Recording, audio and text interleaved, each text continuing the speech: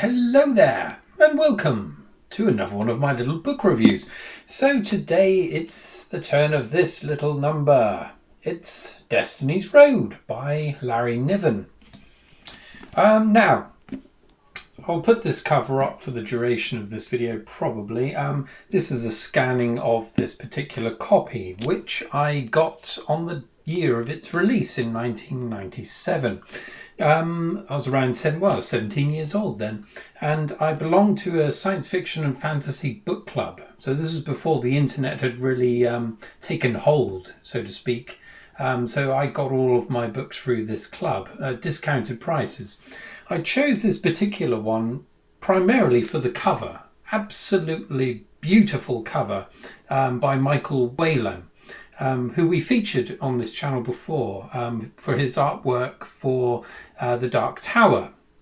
Incredible artist. I've only recently really discovered his work, but yeah, really top notch. So I'm always swayed by a good cover, and so that was the first thing that actually got my eyeballs on it. But it was also the premise of the story. But I'm going to get to that a little later. First of all, we're going to do a little sniff of this one. Now, I've already sniffed this book. I sniffed it a few times whilst I was reading it, in fact. So I already know what notes we're going to get, but it's worth another little gander. So here we go.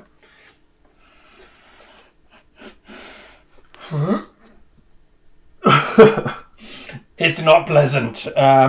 So we are dealing here with a very new fragrance, and it's manure. That was not an excuse to play that clip. It actually does smell of manure, which is quite fitting because the central character, the protagonist of this story, is one Jemmy Blucher, who is a young farmhand at the very beginning of the story. But anyway, let's do a little bit of background around the whole thing. So this is my favourite, really, subgenre of science fiction, and that is stories that deal with space colonies, pioneer colonies on very distant worlds. And this one is just that. So at some point in our far future, things on Earth aren't going very well, and so a couple of interstellar missions are taken to spread human seed to the far reaches. Now, there we are, little friendly, not so friendly crow. Shut up. And so this, no.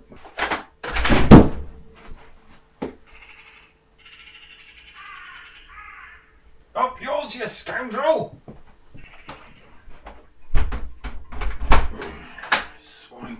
Okay, apologies. A bit of nature intruding upon the video. So this colony that we encounter at the very beginning is situated within a town called Spiral Town. And it has a spiral arrangement, so it's based on, you can see it on the front cover there, that's Spiral Town. That's where Jemmy's from originally. So when the colony was founded some 200 years in the past, one of the starships that ferried humanity down from the main mothership that was called Argos, it took a path across the world using its fusion drives to melt a road of sorts. Well, a road, really. And as it was going along its way, it was seeding Earth life where it could. Now, the inhabitants of Spiral Town have lost contact with that ship, so it left them over 200 years ago to create this road and never returned. So this was the thing that got me interested in it when I was a 17-year-old. It's a road that goes off into the distance as far as the eye can see, and where does it lead? Why did the ship never return? Really intriguing little setup there. So at the very beginning, Jemmy accidentally murders a merchant that's come to visit their town. So there's a lot of commerce that's done along the road, as you'll discover later on, and for a very specific reason, which you find out right near the end of the book, which I'm not going to tell you about because it's central really to the whole story.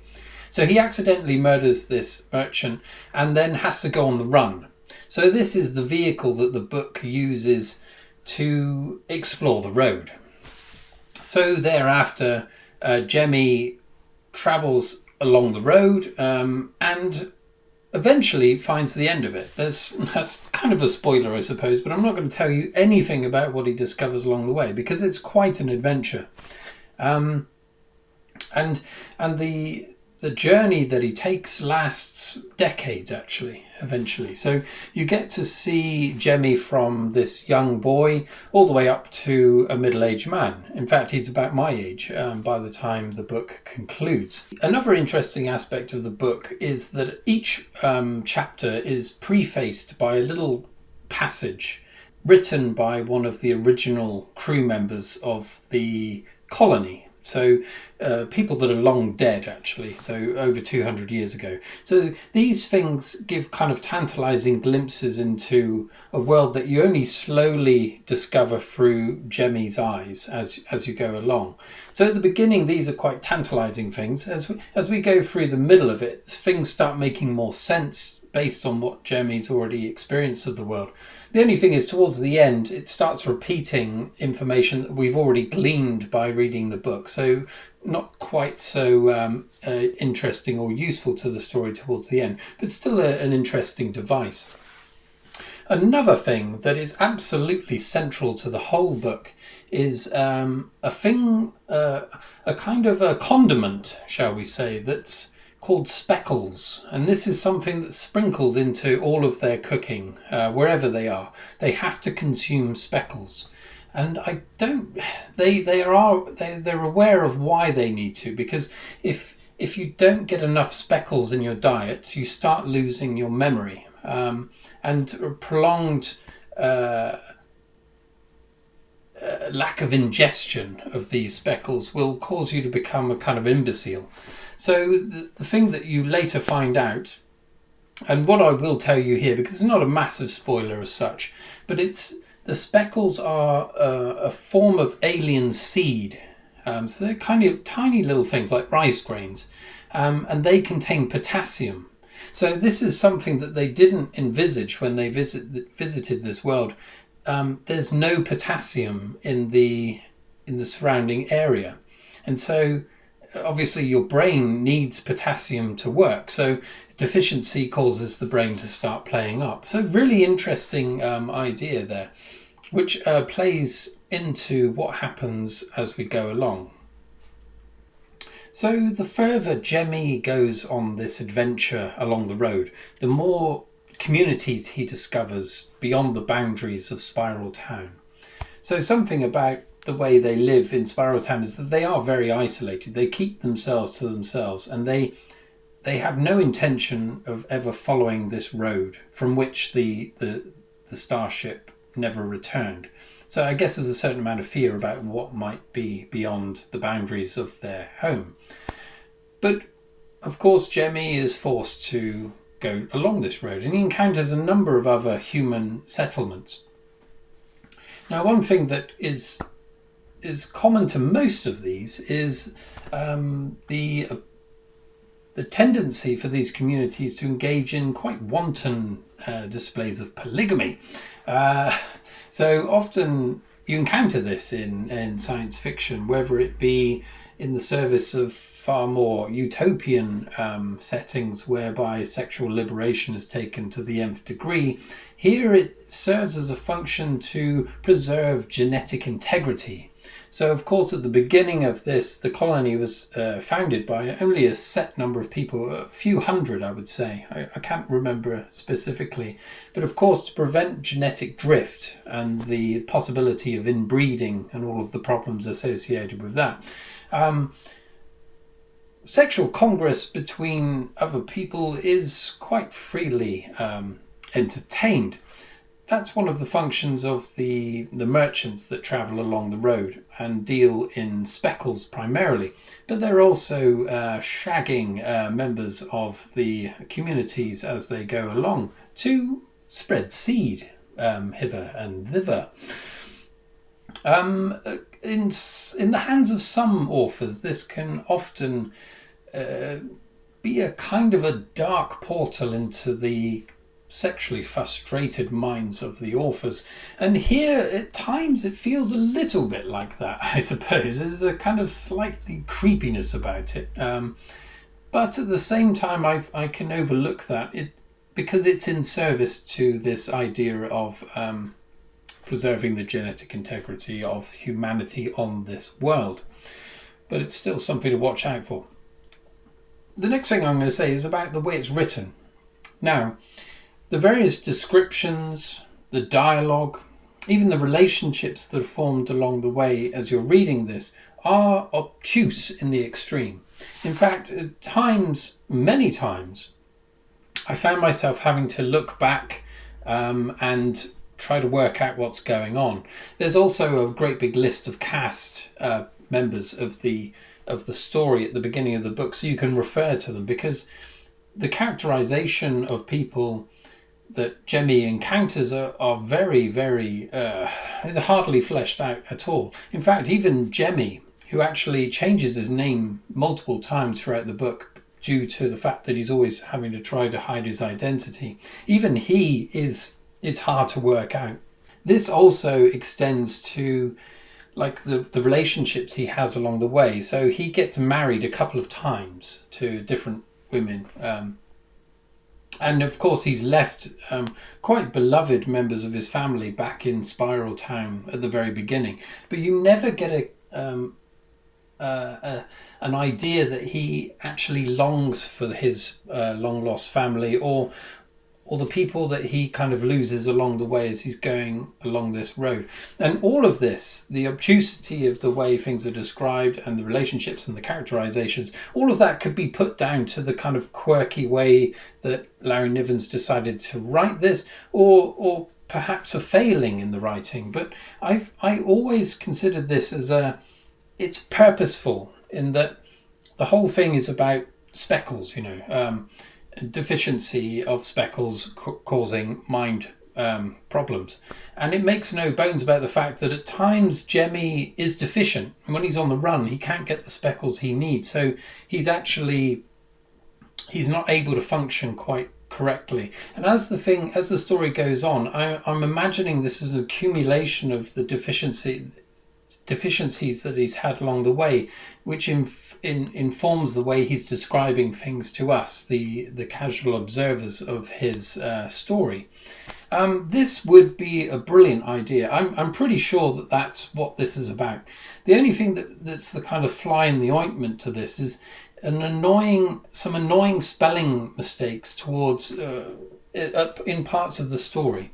Now, this would be in service to this idea if it was purposeful. But I don't think it is, because the spelling mistakes I encountered they just stuck out like a sore thumb. And if you were to make that part of the story and part of his mental capacities diminishing, you would maybe make it slightly more obvious that were the case. But I think it's just spelling mistakes. But I'm willing to overlook that. But it's a shame, because if it was slightly tighter, it would have fed in with this idea of diminishing mental capacity. Yeah, so in conclusion, I really struggled with this reading when I read it I think I was about 18 or 19 when I finally got around to reading it. And reading it now, I felt a lot better with it. I remember at the time I was still not many years away from the difficulties I used to have reading. And this was so vaguely written, vaguely described. I had major issues trying to visualize where everything was. I thought, why isn't there a map? There should be a map here, because it's all over the place in terms of the way it's described. But now, as a much older man, more than 20 years have passed since then, I can overlook a lot of that kind of stuff.